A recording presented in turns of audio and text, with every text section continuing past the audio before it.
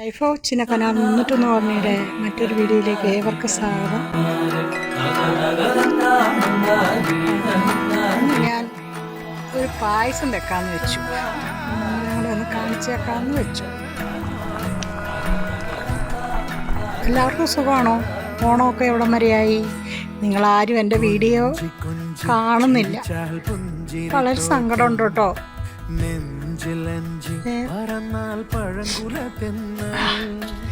നാരങ്ങ, കറുനാരങ്ങയാണ്, ഇഷ്ടംപോലെ ഉണ്ട്. അത് തിങ്കളാഴ്ച, നാളെ 1-ാം തീയതി അല്ലേ, അപ്പോൾ അത് കൊണ്ടുപോയി കൊടുക്കണം കൃഷിഭവനിൽ. വർഷത്തെ കർഷകശ്രീ അവാർഡ് എനിക്കല്ലേ. കൃഷിഭവനിൽ ഇവിടെയുള്ള പച്ചക്കറികൾ അതെല്ലാം കൊണ്ട് കൊടുക്കണം.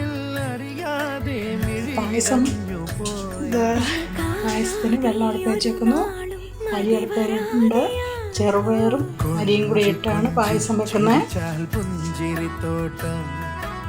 ഇത് പരിപ്പ്, ഇത് അരി വെന്തുകൊണ്ടിരിക്കുന്നു. ഇത് പാല്, ഇത് ശർക്കര പാനി,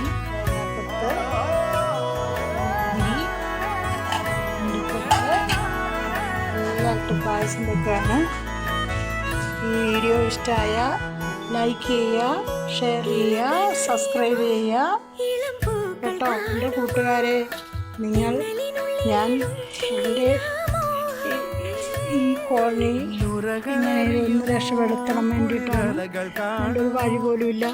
എത്ര വീടുകളാണെന്നറിയാനും ചുമ്മാ കിടക്കുന്നത്.